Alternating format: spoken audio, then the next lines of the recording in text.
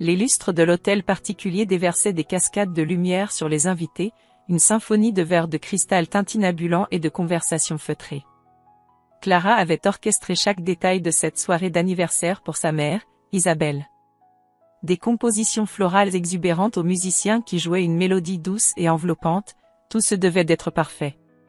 Ce soir, elle espérait, elle priait presque, pour un signe, un simple regard de sa mère qui dirait « Je suis fière de toi, ma fille ». À 32 ans, après des années à bâtir son succès à la sueur de son front, cette reconnaissance maternelle restait le sommet qu'elle peinait à atteindre. Le moment arriva. Clara s'avança, un sourire un peu trop tendu sur les lèvres, tenant un écrin de velours sombre. « Maman, joyeux anniversaire !» À l'intérieur, scintillait une broche ancienne, une pièce unique d'un joaillier renommé, ornée de saphirs et de diamants, un bijou qu'Isabelle avait admiré des années auparavant dans une vitrine, le croyant inaccessible. C'était plus qu'un cadeau, c'était un souvenir, un rêve exaucé, une tentative désespérée de toucher son cœur. Isabelle ouvrit la boîte. Ses yeux parcoururent la broche sans la moindre étincelle. Un léger haussement de sourcils fut sa seule réaction visible avant qu'elle ne referme l'écrin avec une lenteur presque théâtrale. « Merci, Clara, dit-elle d'une voix neutre, le ton à peine plus chaleureux que celui qu'elle aurait employé pour remercier un serveur. Elle posa la boîte sur une table d'appoint, comme un objet sans importance. Le cœur de Clara se serra, une douleur familière. Mais le pire était à venir. Sa tante Adèle, la sœur aînée d'Isabelle, s'approcha, un sourire mielleux qui ne trompait personne. « Quelle jolie petite chose, Clara. Mais dis-moi, » sa voix monta d'un cran, attirant l'attention des convives les plus proches, « avec tout ce que tu gagnes, ne penses-tu pas que ta mère mériterait un peu plus de sécurité? Un appartement, par exemple? Un toit bien à elle, plutôt que ces babioles. » Un oncle renchérit aussitôt, « Adèle a raison. Quand on a les moyens, on assure l'avenir de sa mère. Pas juste des bijoux qui finiront dans un coffre. » Les murmures approbateurs parcoururent le petit groupe familial qui s'était formé autour d'Isabelle, laquelle restait silencieuse, laissant les autres porter les stockades. « Quelle fille avare !» lança un cousin, le mot claquant comme un fouet dans l'atmosphère soudainement glaciale. Pas même un appartement pour sa propre mère. Clara sentit le sang lui monter aux joues. L'injustice de l'accusation la suffoquait. Avare? Elle qui avait discrètement épongé les dettes de plusieurs d'entre eux, qui avait financé les études de ce même cousin, qui avait toujours répondu présente sans jamais rien demander en retour? La douleur laissa place à une colère froide, une lucidité tranchante. Trop, c'était trop. Elle se redressa, son regard balayant le cercle de visages hostiles. Sa voix, quand elle parla, était étonnamment calme, mais chargée d'une autorité nouvelle. Assez. Le silence se fit. J'ai passé ma vie à chercher votre approbation, à espérer un geste de tendresse de la part de ma propre mère. J'ai organisé cette soirée avec amour, choisi ce cadeau avec soin.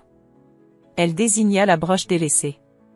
Et tout ce que vous trouvez à dire, c'est que je suis avare? Un rire bref, sans joie, lui échappa. La vérité, c'est que rien ne sera jamais assez pour vous. Votre ingratitude est un puits sans fond. Elle se tourna vers les 2 agents de sécurité qu'elle avait engagés, postés discrètement près de l'entrée. Messieurs, sa voix ne tremblait pas, je vous prie de bien vouloir accompagner mes invités, indésirables, vers la sortie. Immédiatement. Un silence de stupeur accueillit ces mots. Et commencer par ma mère. Isabelle la foudroya du regard, enfin une émotion. L'incrédulité, puis la fureur. Mais Clara ne s'y hâta pas. Elle regarda, une à une, les personnes qu'il avait si cruellement jugées être escortées hors de la réception qu'elle avait payée, hors de cet espace qu'elle avait voulu emplir de joie. Lorsque la grande porte se referma sur le dernier invité, laissant Clara seule au milieu des fleurs opulentes et des coupes de champagne à moitié vides, un étrange mélange de désespoir, de rage et d'une poignante, terrible libération l'envahit. Les larmes qu'elle avait retenues si longtemps se mirent enfin à couler, non pas de tristesse, mais d'une tempête intérieure qui venait de dévaster un paysage trop longtemps aride. Le silence de l'hôtel particulier, le lendemain matin, était assourdissant. Les restes du festin gâché avaient été débarrassés par le personnel discret, mais l'écho des accusations et la froideur du départ de sa mère pesaient encore lourdement dans l'air. Clara errait dans les pièces vides, le somptueux décor lui semblant désormais une moquerie. Avait-elle bien fait? La question tournait en boucle dans son esprit, non pas par regret, mais par une sorte d'épuisement moral. La libération ressentie la veille était teintée d'une amère solitude. Des images de son enfance remontaient, fugaces et douloureuses.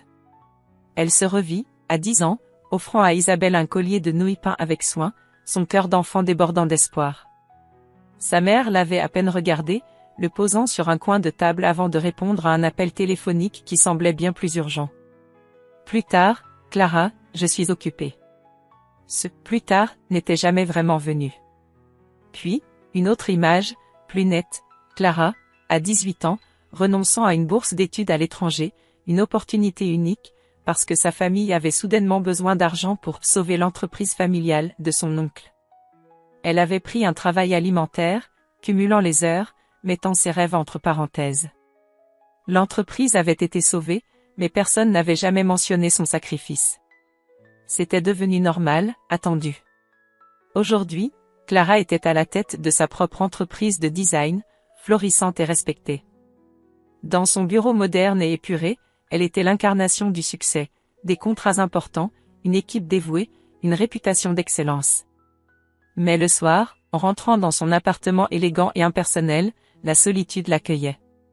Les dîners devant son ordinateur, les week-ends passés à travailler ou à errer seule dans des musées. Elle avait construit une forteresse autour d'elle, si haute que personne ne semblait pouvoir, ou vouloir, l'escalader. Quelques jours après la désastreuse soirée, alors qu'elle tentait de noyer ses pensées dans un nouveau projet complexe, son assistante annonça un visiteur, Léo Dubois, un architecte paysagiste avec qui elle avait collaboré sur un projet précédent. Elle l'avait presque oublié. Il entra, un sourire chaleureux et des yeux vifs qui semblaient voir plus que la façade professionnelle qu'elle affichait. « Clara, j'espérais vous trouver, dit-il d'une voix douce. J'étais à votre réception l'autre soir. Je suis parti un peu avant, la fin, mais j'ai entendu dire qu'il y avait eu quelques tensions. » Il marqua une pause, choisissant ses mots avec soin. « Je voulais juste m'assurer que vous alliez bien. » Clara fut surprise par sa démarche. Personne d'autre n'avait osé aborder le sujet. « Je vais bien, merci Léo. Des histoires de famille, vous savez ce que c'est. » Elle tenta un sourire qui ne monta pas jusqu'à ses yeux. « Je sais surtout que vous êtes quelqu'un de fort, » répondit-il simplement, sans insistance. « J'ai apporté les plans pour le jardin du projet Valmy, si vous avez un moment. » Ils discutèrent travail, mais Clara sentait son regard bienveillant sur elle. Léo était différent. Il ne semblait ni intimidé par son succès, ni intéressé par autre chose que la personne qu'elle était. Il y avait une sincérité désarmante en lui. Plus tard dans la semaine, ils se croisèrent par hasard dans une petite librairie de quartier. Léo tenait un recueil de poésie. « Vous aimez la poésie ?» demanda Clara, surprise de le trouver là. « Elle m'aide à voir le monde différemment », répondit-il en souriant. « Et vous, que cherchez-vous parmi ces pages ? » « Une évasion, peut-être, murmura-t-elle, plus pour elle-même que pour lui. Ils parlèrent un moment, de livres, de jardin, de la pluie qui menaçait. Une conversation simple, légère. En le quittant, Clara sentit une fissure infime dans sa carapace. Une part d'elle avait envie de faire confiance, de s'ouvrir à cette chaleur humaine qu'elle n'avait pas sollicitée mais qui lui était offerte si naturellement. Mais aussitôt, les fantômes du passé ressurgirent, la peur du jugement, la crainte d'être à nouveau déçue, utilisée. L'espoir était un visiteur trop rare, et trop dangereux. Elle se hâta de rentrer, les mots de Léo résonnant encore agréablement, mais recouverts par le vacarme de ses anciennes blessures. Un mois s'était écoulé depuis la soirée d'anniversaire. Un mois pendant lequel Clara avait tenté de colmater les brèches de son navire intérieur. Le tumulte s'était apaisé en surface, laissant place à une routine de travail acharné. Elle avait plongé corps et âme dans ses projets, érigeant des murailles de dossiers et d'échéances pour tenir à distance le fantôme de sa mère et le regard accusateur de sa famille. Pourtant, chaque soir, dans la solitude de son appartement, l'écho des paroles blessantes revenait la hanter. La prétendue libération avait un goût amer, celui de la victoire remportée sur un champ de ruines personnelles. Léo était devenu une présence discrète mais constante. Quelques cafés partagés sous prétexte de discuter de détails professionnels, un message pour lui recommander un livre ou un film, des encouragements sincères lorsqu'elle remportait un nouveau contrat. Il ne posait jamais de questions directes sur la soirée, mais son écoute attentive et son regard compréhensif étaient un baume inattendu sur ses plaies encore vives. Une amitié complice s'était tissée entre eux, fragile mais authentique, un fil de lumière dans l'obscurité de ses pensées. Clara commençait à apprécier ces moments, à baisser légèrement la garde en sa présence, même si la méfiance restait une sentinelle vigilante. Un mardi matin, alors qu'elle était absorbée par la conception d'un espace complexe, son téléphone vibra sur le bureau. Un numéro inconnu, puis un message texte. Le cœur de Clara s'emballa avant même d'avoir lu. Elle reconnut immédiatement la manière indirecte qu'avait sa mère de formuler les choses, même par écrit. « Clara, ma chérie », commençait le message, le terme « ma chérie » sonnant faux, presque sarcastique après tant de silence et de mépris. « J'espère que ce message te trouve bien. Je sais que les choses ont été difficiles entre nous. Mais je suis dans une situation terrible. Après ton départ, tout s'est effondré. Tes oncles et tantes m'ont tourné le dos. Je n'ai plus rien. Je suis seule et désespérée. J'ai besoin de ton aide. Tu es ma seule famille, mon seul espoir. Je t'en prie, ne m'abandonne pas. » Clara relut le message plusieurs fois, chaque mot s'imprimant en elle comme du poison. Une vague de satisfaction mauvaise la submergea un instant. La voilà, la vengeance servie sur un plateau d'argent. Sa mère, si fière, si dédaigneuse, réduite à la supplier. Mais cette jubilation fut de courte durée, rapidement remplacée par un tourbillon d'émotions contradictoires. La pitié? Non, pas vraiment. Plutôt le poids écrasant d'une culpabilité ancestrale, celle de la fille qui doit, quoi qu'il arrive, secourir sa mère. Était-ce une nouvelle manipulation? Une tentative de la piéger encore une fois? Ou était-elle réellement au pied du mur? La perspective de renouer ce lien toxique, même pour lui venir en aide, lui donnait la nausée. Ce soir-là, elle retrouva Léo pour un dîner improvisé dans un petit bistrot qu'il affectionnait. Après avoir longuement hésité, elle finit par craquer. Elle lui raconta tout, la soirée, l'humiliation, la décision radicale, et enfin, le message. Elle lui tendit son téléphone, incapable de répéter les mots à voix haute. Léo lut attentivement, son visage impénétrable. Quand il releva les yeux, il n'y avait aucune trace de jugement, seulement une profonde sollicitude. « C'est une situation incroyablement difficile, Clara, dit-il doucement. Je ne sais pas quoi faire, avoua-t-elle, la voix brisée. Une partie de moi veut la laisser se débrouiller. Elle n'a jamais été là pour moi. Mais, c'est ma mère. Et qu'est-ce que toi, tu veux vraiment? Demanda Léo, sa question simple la prenant au dépourvu. Pas ce que tu penses devoir faire, ou ce que la société attend de toi. Mais toi, au fond de toi? Clara resta silencieuse un long moment, fixant le vide. Je veux la paix, murmura-t-elle enfin. Je veux être libre de tout ça. Alors, la décision que tu prendras doit te mener vers cette paix, répondit Léo. Quelle que soit cette décision. Pense à toi d'abord, Clara. Tu as le droit de te protéger. Ces paroles résonnèrent en elle. Pensez à elle d'abord. C'était un concept si étranger, si égoïste selon les normes avec lesquelles elle avait grandi. Mais venant de Léo, cela sonnait juste, comme une permission qu'elle n'avait jamais osé s'accorder. En rentrant chez elle cette nuit-là, le message de sa mère brillait toujours sur l'écran de son téléphone, mais il semblait un peu moins menaçant. Une petite graine de détermination avait été plantée. Elle ne répondrait pas tout de suite. Elle avait besoin de temps. Elle avait besoin de comprendre. Les paroles de Léo avaient semé une graine de résolution dans l'esprit tourmenté de Clara. Pense à toi d'abord. Pour la première fois, cette idée ne lui semblait pas égoïste, mais nécessaire, vitale. Avant de répondre au message suppliant de sa mère, avant de se laisser entraîner à nouveau dans la spirale toxique familiale, elle devait comprendre. Comprendre la véritable situation d'Isabelle, et non la version larmoyante servie par SMS. Clara, femme d'affaires aguerrie, savait comment obtenir des informations. Elle commença par des vérifications discrètes. Elle contacta un ancien comptable de la famille, un homme à la retraite qui avait toujours eu une affection paternelle pour elle et qui connaissait les dessous financiers de ses oncles et tantes. Monsieur Durand fut d'abord réticent, lié par une ancienne loyauté, mais face à la détresse sincère de Clara, il finit par lâcher quelques informations cruciales. Oui, Isabelle avait des dettes, mais elles n'étaient pas récentes. Elles s'étaient accumulées au fil des ans, fruit de dépenses impulsives, d'une gestion catastrophique et de prêts jamais remboursés à des membres de la famille qui, aujourd'hui, se détournaient d'elle. Ensuite, Clara se rendit dans l'ancien quartier où sa mère avait vécu avant que son propre succès ne lui permette de lui offrir un logement plus décent, logement qu'Isabelle avait fini par quitter pour un autre, plus onéreux, après une dispute avec Clara sur son manque de générosité. Elle parla à d'anciennes voisines, des femmes qui avaient connu Isabelle avant qu'elle ne s'isole dans sa posture de grande dame incomprise. Leurs témoignages dessinaient le portrait d'une femme orgueilleuse, facilement influençable par ceux qui flattaient son ego, et prompte à rejeter la faute sur les autres. Plusieurs mentionnèrent l'influence de sa sœur Adèle, celle qui avait mené l'attaque lors de la soirée d'anniversaire, la décrivant comme une manipulatrice qui avait souvent poussé Isabelle à des dépenses excessives pour tenir son rang. Les pièces du puzzle commençaient à s'assembler, révélant une image bien plus complexe que celle d'une simple victime.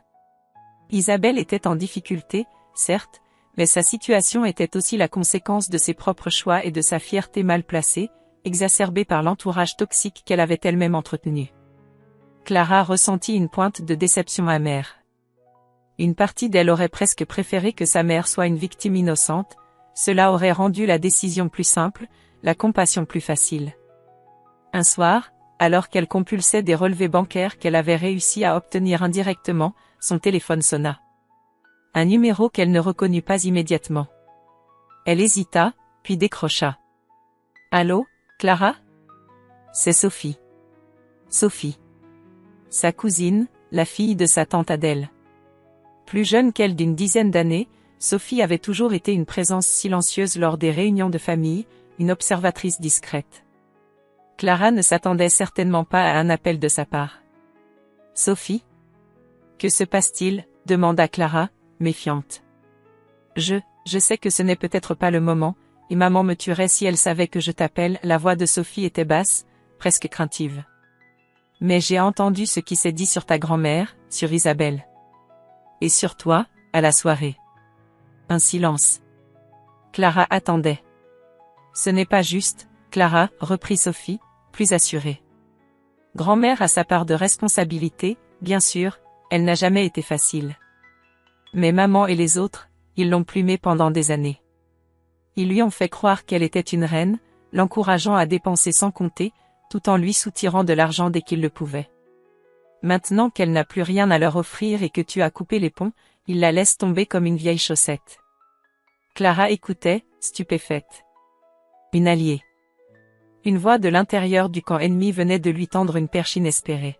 « Maman a toujours été jalouse de ta réussite, Clara, » continua Sophie. « Elle ne supportait pas que tu sois indépendante, que tu n'aies pas besoin d'eux. Te faire passer pour une fille ingrate, c'était sa manière de te rabaisser. Et pour grand-mère, elle est perdue. Elle s'est laissée embobiner. Elle a besoin d'aide, c'est vrai, mais pas seulement financière. Elle a besoin de se réveiller. »« Pourquoi tu me dis tout ça, Sophie ?» demanda Clara, encore sous le choc. « Parce que j'en ai marre de leurs hypocrisies, » répondit la jeune femme avec une pointe de révolte. « Et parce que, malgré tout, tu as toujours été droite. Tu ne méritais pas ça. » Elle ajouta, « Fais attention, Clara. Ils sont capables de tout pour arriver à leur fin. Mais si tu as besoin de savoir des choses, je peux essayer de t'aider. » Discrètement. En raccrochant, Clara resta longtemps immobile. Le témoignage de Sophie venait de jeter une lumière crue sur les manipulations familiales. Sa colère initiale envers sa mère se nuançait d'une étrange pitié, non pas pour la victime qu'Isabelle prétendait être, mais pour la femme faible et aveuglée qu'elle était devenue. Et une nouvelle détermination grandissait en elle. Sa réponse à sa mère ne serait pas une simple aide financière, ni une vengeance mesquine. Ce serait quelque chose de bien plus élaboré. Quelque chose qui viserait à la fois à secouer Isabelle et à exposer l'hypocrisie des autres. Le plan commençait à prendre forme. Les révélations de Sophie avaient agi comme un catalyseur sur Clara. La colère brute s'était muée en une détermination froide, presque chirurgicale. La vengeance qu'elle envisageait désormais n'avait rien à voir avec le désir mesquin de voir sa mère souffrir. Ce serait plus subtil, plus constructif, et finalement, plus libérateur pour Clara elle-même. Il s'agissait de briser un cycle, de forcer une prise de conscience, et de se réapproprier son histoire. Assise à son bureau tard dans la nuit, entourée des notes de son enquête discrète, Clara esquissait les grandes lignes de son plan. Elle n'allait pas simplement signer un chèque. Ce serait trop facile, et cela ne résoudrait rien sur le fond. Son aide serait conditionnelle, conçue pour pousser Isabelle à reprendre un minimum de contrôle sur sa propre vie, loin des influences néfastes de sa famille. Première option, financer une formation professionnelle pour Isabelle, dans un domaine adapté à ses capacités restantes, pour qu'elle puisse retrouver une certaine autonomie financière, qui sait, un peu de dignité. Deuxième option, l'aider à trouver un logement modeste, à sa charge, mais à condition expresse qu'Isabelle accepte de suivre une thérapie, peut-être même une thérapie familiale si Clara s'en sentait capable un jour, pour dénouer les fils emmêlés de leur relation. Troisième option, plus radicale, mettre en place une aide financière minimale, gérée par un tiers neutre, un administrateur ou une assistante sociale, coupant ainsi tout contact direct et toute possibilité de manipulation émotionnelle. Chaque option était assortie de conditions claires, non négociables. Léo fut le premier confident de ces réflexions. Ils se voyaient de plus en plus souvent, leurs rencontres professionnelles glissant naturellement vers des soirées où ils refaisaient le monde, ou simplement partageaient un silence complice. « C'est impressionnant, Clara, dit-il après qu'elle lui eut exposé les grandes lignes de son plan, un soir, dans son appartement à elle, devant des tasses de thé fumantes. Tu ne cherches pas à la punir, mais à la rendre responsable. Et à te protéger toi. Est-ce que ce n'est pas une forme de cruauté déguisée, demanda Clara, une ombre de doute dans la voix. Lui imposer mes conditions alors qu'elle est à terre? Léo secoua la tête, son regard intense et sincère. La cruauté, c'est de laisser quelqu'un s'enfoncer sans jamais lui montrer qu'un autre chemin est possible. La cruauté, c'est ce qu'on t'a fait subir pendant des années. Toi, tu lui offres une porte de sortie, même si elle est étroite. Elle est libre de la prendre ou non. Il prit délicatement sa main posée sur la table. Tu as une force incroyable, tu sais. Et une justesse, même dans la colère. Le contact de sa main envoya une décharge électrique à Clara. Elle ne retira pas la sienne. Depuis des années, elle avait fui toute forme d'intimité, associant la proximité à la douleur et à la trahison. Mais avec Léo, c'était différent. Sa présence était un réconfort, sa compréhension un refuge.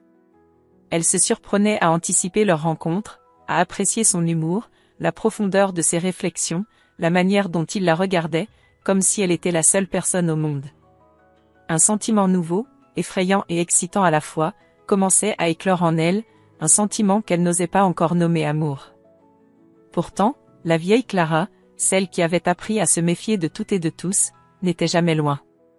Une partie d'elle criait encore vengeance, la vraie, celle qui fait mal, qui humilie. L'envie de répondre à sa mère par un silence méprisant, de la laisser se débattre seule dans les conséquences de ses actes, la tentait parfois. Ses pensées sombres la prenaient par surprise, la laissant honteuse et effrayée par sa propre noirceur. Elle en parla à Léo, un soir où la vulnérabilité la submergeait. Parfois, je me dégoûte de vouloir lui faire du mal, même après tout ce qu'elle m'a fait. Léo l'écouta sans l'interrompre, puis dit doucement, c'est humain, Clara. C'est la preuve que tu as été profondément blessée. Mais ce qui compte, ce n'est pas d'avoir ses pensées, c'est de choisir de ne pas agir en fonction d'elles. Tu choisis la voie difficile, celle de la justice et non de la vindicte. C'est ça, ta vraie force. Ces mots l'apaisèrent. Il avait ce don de trouver les paroles justes, de valider ses émotions sans jamais excuser les comportements toxiques. Grâce à lui, Clara sentait qu'elle pouvait affronter cette confrontation avec sa mère, non pas comme une victime cherchant réparation, ni comme un bourreau savourant sa revanche, mais comme une femme debout, maîtresse de ses choix, prête à tracer une nouvelle frontière pour sa propre paix. Le plan était prêt. Il ne restait plus qu'à organiser la rencontre. Le lieu de la rencontre fut un petit café neutre, loin des fastes de l'hôtel particulier ou de l'intimité des appartements. Clara était arrivée en avance, choisissant une table discrète au fond. Elle avait répété mentalement son discours, les conditions de son aide, s'efforçant de maîtriser le flot d'émotions qui menaçait de la submerger. Quand Isabelle entra, elle parut plus âgée, les traits tirés, une ombre de l'assurance qu'elle affichait autrefois. Elle s'assit en face de Clara, un léger tremblement dans les mains. « Merci d'être venue, Clara », commença Isabelle d'une voix faible, presque méconnaissable. Elle s'attendait probablement à des reproches, suivis, elle l'espérait, d'une aide financière substantielle et inconditionnelle. Clara prit une profonde inspiration. « Maman, je vais être directe. J'ai reçu ton message. J'ai réfléchi à ta situation. » Elle marqua une pause, regardant sa mère droit dans les yeux. « Je suis prête à t'aider, mais pas n'importe comment. J'ai des conditions. » Isabelle se redressa légèrement, une lueur de méfiance dans le regard. « Des conditions ?» Clara exposa alors son plan, calmement mais fermement. L'aide pour trouver un logement plus modeste, oui, mais conditionné à un suivi thérapeutique pour Isabelle. Ou une aide pour une reconversion professionnelle, si elle s'engageait sérieusement dans cette voie. Elle expliqua que l'argent ne serait pas versé directement, mais géré pour assurer qu'il serve réellement à sa reconstruction. Elle évoqua les années de négligence émotionnelle, les humiliations, non pas pour accabler, mais pour justifier la nécessité de ces garde-fous. « Je ne serai plus ta solution miracle ni ton portefeuille, maman. Si tu veux mon aide, ce sera pour te permettre de te tenir debout par toi-même, et pour que nous ayons, peut-être un jour, une relation plus saine. » Le visage d'Isabelle passa par plusieurs teintes. L'incrédulité d'abord, puis une rougeur de colère. « Des conditions ? Tu oses me poser des conditions ? Après tout ce que j'ai fait pour toi ?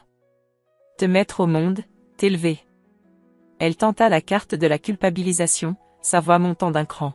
« C'est donc ça, ta vengeance ? Me voir humiliée, réduite à accepter tes miettes et tes leçons de morale ? Ce n'est pas une vengeance, maman, c'est une frontière, » répliqua Clara, sa voix ne faiblissant pas, celle que j'aurais dû poser il y a bien longtemps. « Tu as le choix de refuser, bien entendu. Mais alors, tu devras te débrouiller seule. » Isabelle parut sur le point d'exploser, de se lever et de partir avec fracas comme elle l'avait fait tant de fois. Mais quelque chose la retint. Peut-être la détermination froide dans le regard de sa fille, ou la conscience aiguë de son impasse. Son assurance s'effrita soudain. Les larmes montèrent à ses yeux, de vraies larmes cette fois, non pas de rage, mais d'un désespoir profond. « Tu ne comprends pas, » sanglota-t-elle, la voix brisée. « Tu ne peux pas comprendre. » Elle hésita, puis, comme si un barrage venait de céder, les mots se déversèrent. « Ma propre mère, ta grand-mère, elle était comme ça avec moi. Pire, même. Rien n'était jamais assez bien. J'ai passé ma vie à essayer de lui plaire, à chercher son approbation, en vain. Elle me rabaissait constamment, me disait que je n'arriverais à rien, que j'étais un fardeau. » Clara écoutait, sidérée. Elle n'avait que de vagues souvenirs de sa grand-mère maternelle, une femme austère et distante, décédée quand Clara était encore jeune. « Quand tu es née, » continua Isabelle, le regard perdu dans le passé, « je me suis juré que tu n'aurais jamais à subir ça. Je voulais que tu aies tout. Que tu sois forte, indépendante. Mais j'avais tellement peur. Peur de ne pas être à la hauteur, peur de reproduire ce qu'elle m'avait fait. Alors, j'ai surcompensé. J'ai cru que te pousser, te critiquer, c'était te rendre plus forte. Je voulais que tu sois parfaite pour que personne ne puisse jamais te faire de mal comme on m'en avait fait. Et j'ai aussi reporté sur toi une partie de ma colère contre elle, contre la vie. C'est impardonnable, je le sais. » Elle baissa la tête, secouée de sanglots. « J'ai été une mère épouvantable. J'ai tout gâché. » Le silence tomba dans le café, seulement troublé par les pleurs étouffés d'Isabelle. Clara était abasourdie. Ce n'était pas une excuse pour les années de souffrance, mais c'était un éclairage. Une pièce manquante du puzzle qui rendait le comportement de sa mère, sinon acceptable, du moins humainement compréhensible dans sa faillite. La colère de Clara ne s'évanouit pas, mais elle fut traversée par une vague de tristesse complexe, une pitié douloureuse pour cette femme qui avait elle-même été brisée. Sa vengeance, mûrement réfléchie, lui parut soudain sous un autre jour. Les conditions restaient valables, nécessaires pour sa propre protection et pour la reconstruction d'Isabelle. Mais l'intention derrière avait subtilement changé. Ce n'était plus seulement un acte de justice pour elle-même, mais peut-être, aussi, une tentative désespérée de briser un héritage de douleur transmis de mère en fille. Clara tendit la main et posa, hésitante, ses doigts sur ceux de sa mère. Ce que tu as vécu ne justifie pas tout, maman. Mais, je comprends un peu mieux. Sa voix était douce. Mes conditions tiennent toujours. Mais peut-être que la thérapie pourrait aussi t'aider à guérir de ça. Et moi aussi. Isabelle releva la tête, les yeux rougis, un faible espoir y naissant. Pour la première fois depuis des années, un pont fragile semblait se dessiner au-dessus de l'abîme qui les séparait. Les semaines qui suivirent la confrontation au café furent étranges, empreintes d'une nouvelle réalité pour Clara. Isabelle, après plusieurs jours de silence et sans doute de lutte intérieure, avait fini par accepter les conditions de sa fille. Non sans réticence, non sans quelques dernières tentatives de négociation voilées, mais elle avait cédé. Clara, fidèle à sa parole, mit en place l'aide convenue, un petit appartement fonctionnel dans un quartier correct et le premier rendez-vous avec une thérapeute réputée. Elle observait de loin les premiers pas hésitants de sa mère sur ce chemin imposé. Il y eut des appels téléphoniques où Isabelle se plaignait, où elle exprimait sa solitude, mais Clara tenait bon, rappelant doucement mais fermement les termes de leur accord, encourageant sa mère à s'investir dans sa thérapie. Pour Clara, une page se tournait, lentement mais inexorablement. La révélation sur le passé de sa grand-mère n'avait pas effacé les années de souffrance, mais elle avait permis à une forme de compréhension amère de s'installer, chassant la rage la plus corrosive. Elle se sentait plus légère, comme si un fardeau invisible qu'elle portait depuis l'enfance venait de lui être retiré. Ce n'était pas un pardon total, ni un oubli, mais une acceptation. L'acceptation que sa mère était une femme faillible, brisée par son propre passé, et que Clara elle-même n'était plus définie par cette relation toxique. Elle avait repris les rênes de sa propre narration. Cette libération intérieure se refléta dans tous les aspects de sa vie. Son entreprise prospérait, mais elle apprenait à déléguer, à s'accorder du temps pour elle. Elle redécouvrait des plaisirs simples, flâner dans les parcs, lire pour le plaisir et non pour le travail, passer des soirées à ne rien faire de productif. La forteresse autour de son cœur commençait à se démanteler, pierre par pierre. Et puis, il y avait Léo. Leur relation s'était épanouie avec la douceur et la force d'un jardin bien entretenu. Il avait été son ancre pendant la tempête, son confident silencieux, son soutien indéfectible. Maintenant que le ciel s'éclaircissait, leur amour pouvait enfin prendre son envol. Ils partageaient une complicité joyeuse, des rêves d'avenir, et un respect mutuel qui était le fondement de leur lien. Avec lui, Clara apprenait ce que signifiait être aimée pour ce qu'elle était, avec ses forces et ses failles. Elle n'avait plus besoin de prouver sa valeur, seulement d'être. Il l'aimait pour sa résilience, son intelligence, mais aussi pour cette vulnérabilité qu'elle osait enfin lui montrer. Quant à la famille élargie, la plupart des oncles, tantes et cousins avaient disparu de la circulation après avoir compris que la source financière qu'ils espéraient exploiter via Isabelle, et indirectement Clara, s'était tarie. Certains, comme sa tante Adèle, tentèrent quelques approches mielleuses auprès de Clara, feignant une sollicitude nouvelle, mais elle les éconduisit poliment et fermement. Elle n'avait plus d'énergie à gaspiller pour leur hypocrisie. Sophie, sa jeune cousine, restait un contact discret, une petite lueur d'espoir dans ce tableau familial sombre, lui donnant parfois des nouvelles neutres d'Isabelle. 1 an plus tard. Clara se tenait sur la terrasse de la petite maison de campagne qu'elle et Léo venaient d'acheter, un havre de paix entouré de verdure. Le soleil de fin d'après-midi dorait le paysage. Léo la rejoignit, passant un bras autour de sa taille. « À quoi tu penses ?» demanda-t-il doucement. Clara sourit, un sourire sincère et apaisé. « Je pense que la vie est surprenante. Et belle. » Son téléphone sonna. C'était sa mère. Leurs appels étaient devenus plus espacés, plus calmes. Isabelle suivait toujours sa thérapie. Les progrès étaient lents, parfois ponctués de rechutes dans ses anciennes plaintes, mais il y avait un changement indéniable. Elle parlait davantage de ses propres ressentis, de ses efforts, et moins des torts des autres. « Bonjour maman, » dit Clara. La conversation fut brève, presque banale. Isabelle lui raconta une petite anecdote de son quotidien, demanda des nouvelles de son travail. Il n'y avait plus les exigences d'antan, ni les reproches voilés. Juste une conversation entre deux femmes qui apprenaient à se connaître sur une nouvelle base, plus fragile mais plus authentique. En raccrochant, Clara sentit une douce chaleur l'envahir. Ce n'était pas la relation mère-fille fusionnelle dont elle avait pu rêver enfant, mais c'était quelque chose de réel, de possible. Une paix construite sur des fondations douloureusement acquises. Elle se blottit contre Léo, regardant le soleil décliner. Elle avait affronté ses démons, brisé les chaînes du passé. Elle n'avait pas obtenu la famille parfaite, mais elle avait construit la sienne, avec Léo, basée sur l'amour, le respect et la vérité. Elle avait trouvé sa super-asao, son dépassement, non pas en oubliant les cicatrices, mais en les intégrant à son histoire, comme des marques de sa force et de sa capacité à choisir la lumière, même après avoir traversé les plus profondes ténèbres. L'avenir s'étendait devant elle, vaste et prometteur, une toile vierge qu'elle était enfin libre de peindre avec les couleurs de son propre bonheur. Cher lecteur, au terme de ce voyage aux côtés de Clara, une question demeure, une réflexion que son histoire nous invite à méditer. Combien de chaînes invisibles portons-nous, forgées dans le silence des douleurs familiales, des attentes non dites et des blessures tues? L'histoire de Clara n'est pas seulement celle d'une vengeance ou d'une réconciliation. C'est avant tout le récit d'une libération. La libération d'un cycle de toxicité qui se transmet parfois de génération en génération, comme un héritage empoisonné.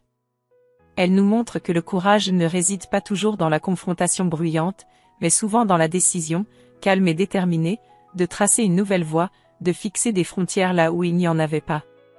Apprendre à se choisir, à se respecter soi-même au point de dire « assez », n'est pas un acte d'égoïsme, mais une nécessité vitale pour quiconque aspire à la paix intérieure. Clara a dû affronter ses propres démons, son désir de revanche, pour découvrir qu'une « vengeance » plus profonde et plus constructive résidait dans sa propre guérison et dans la possibilité offerte à l'autre de prendre conscience de ses actes. Son parcours nous enseigne que comprendre le passé de ceux qui nous ont blessés peut apporter un éclairage, une nuance, sans pour autant effacer la douleur ni excuser l'inacceptable. La véritable force se manifeste dans la capacité à transformer cette douleur en un moteur de changement, pour soi d'abord. Et l'amour, le vrai, celui qui soutient sans juger, qui encourage sans posséder, peut être une encre puissante dans la tempête. Mais il ne peut s'épanouir pleinement que lorsque l'on a commencé à s'aimer soi-même suffisamment pour y croire. Puissiez-vous, à travers le tumulte et les triomphes de Clara, trouver l'inspiration pour regarder vos propres liens, pour questionner ce qui vous entrave, et pour oser, peut-être, dessiner les contours d'une aube nouvelle dans votre propre vie. Car la plus grande super-asao, le plus grand dépassement, est celui qui nous mène vers notre propre vérité et notre propre lumière.